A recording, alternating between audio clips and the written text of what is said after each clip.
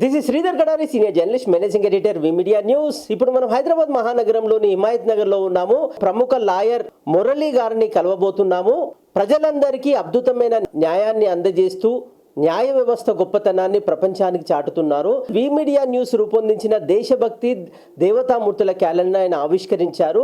భారతదేశ రక్షణలో త్రివిధ దళాలు ఏ విధంగా కృషి చేస్తున్నాయి, వాటి గొప్పతనం ఏంటి, ప్రత్యేకత ఏంటి అనేది ప్రముఖ లాయర్ గా పేరు తెచ్చుకున్న మురళి గారు ఉన్నారు. ఆయన అడిగి మరిన్ని వివరాలు తెలుసుకుందాం.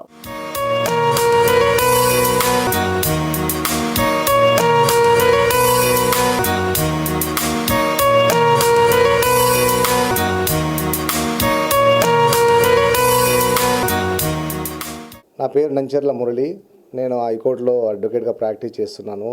కడారి శ్రీధర్ గారు నా ఆఫీస్కి వచ్చి నన్ను ఈ విధంగా ఈ క్యాలెండర్ ఓపెన్ చేయడం చాలా సంతోషకరమైన విషయము. ఈ మీడియా న్యూస్ ఎండి గారు ఈరోజు మా ఆఫీసులో దేవతామూర్తులైన భద్రకాళి తల్లి సైనికులకు సంబంధించిన క్యాలెండర్ను ఈరోజు మా ఆఫీసులో విడుదల చేయడం ఎంతో ఆనందకరమైన విషయము. శ్రీధర్ గారి యొక్క గొప్ప ఔన్నత్యం ఏంటంటే సైనికుల కోసము ముందుండి వాళ్ళ క్యాలెండర్ విడుదల చేయడం అనేది చాలా గొప్ప విషయము. ఈరోజు భారత సైనికులు బార్డర్లో మన ప్రజల కోసం ఎంతో కష్టపడి చలికి, వానకు, ఎండకు తట్టుకొని మన ప్రాణాలను వాళ్ళు కాపాడుతూ వాళ్ళ ప్రాణాలను దేశం కోసం త్యాగం చేసే సైనికుల కోసం క్యాలెండర్ విడుదల చేయడం ఎంతో గొప్ప విషయము.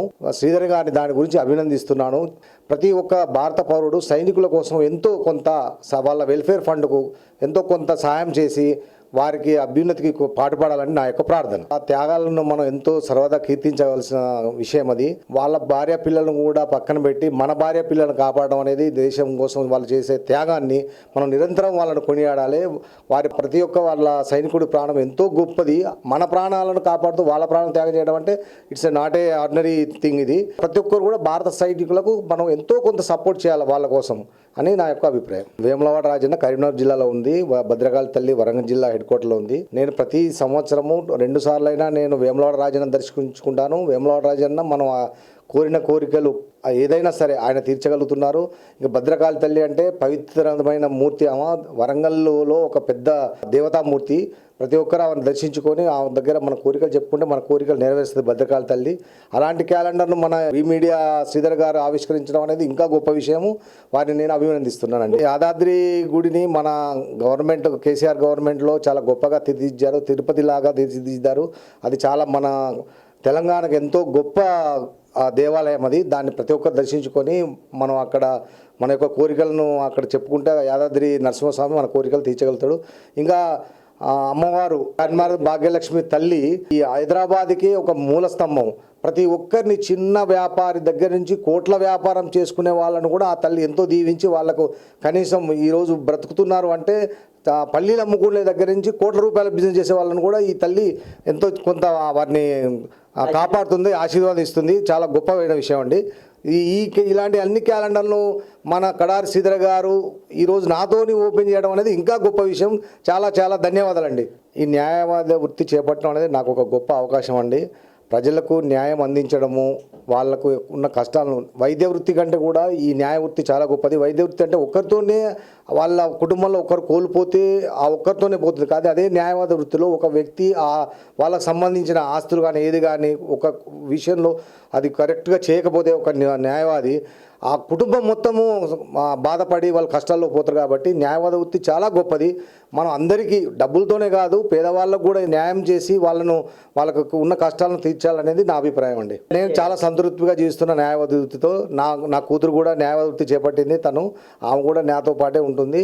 ప్రజలకు ఎంతో కొంత నా శక్తి వంచన లేకుండా ఎంతో కొంత న్యాయం చేయాలనేది నా అభిప్రాయం. న్యాయవాదులకు ఇవ్వాల్సిన సలహా ఒకటే అండి. ప్రతి న్యాయవాది ప్రతి సబ్జెక్టులో నైపుణ్యత నేర్చుకొని ఒక కేసు గురించి బాగా స్టడీ చేసి వాళ్ళ దగ్గరికి వచ్చిన వాళ్ళ క్లయింట్లను వాళ్ళకు పర్ఫెక్ట్గా న్యాయం అందించాలి. జడ్జి దగ్గర కరెక్ట్గా చెప్పాలి. చదువుకోవాలి బాగా. యువ న్యాయమూర్తులు చదువుకోవాలి. డబ్బు కోసము ఈరోజు మనం ఒక గురువు లేకుండా డైరెక్ట్ వచ్చి ప్రాక్టీస్ చేయకూడదు. ఎవరో ఒకరు గురువు ఉండాలి. ఆ గురువు దగ్గర ఎంతో కొంత నేర్చుకున్న తర్వాతనే ఆ వృత్తిని చేపట్టాలి. ఇప్పుడు నేషనల్ లాస్ ఉన్నాయి. నేషనల్ లాస్లో చదివిన వాళ్ళు కూడా ఎంతో సీనియర్ల దగ్గర జాయిన్ అయిపోయి పెద్ద పెద్ద లా ఫర్మ్లో జాయిన్ అయ్యి వాళ్ళు నేర్చుకున్న తర్వాతనే వస్తున్నారు. కానీ కొన్ని ఇప్పుడు వచ్చే న్యాయవాదులు డైరెక్ట్ వచ్చి ప్రాక్టీస్ పెట్టడం వల్ల వాళ్ళకు కొంత సబ్జెక్ట్ నాలెడ్జ్ లేకపోవడం వల్ల కూడా ఇబ్బందులు ఉన్నాయి. నా యొక్క అభిప్రాయం ఏంటంటే గురువు అనేవాడు కంపల్సరీ ఉండాలి ఎవరికైనా. నేర్చుకున్న తర్వాతనే న్యాయ విద్యలో నిపుణులైపోయి కరెక్ట్ సబ్జెక్ట్గా జడ్జి దగ్గర ముందు సబ్మిషన్ చేసే ముందు మన కేసు గురించి తెలుసుకునే చేయాలి అనేది నా అభిప్రాయం అండి. నా కుటుంబ సహకారం అన్ని విధాలా నాకు సపోర్ట్గా ఉన్నారండి.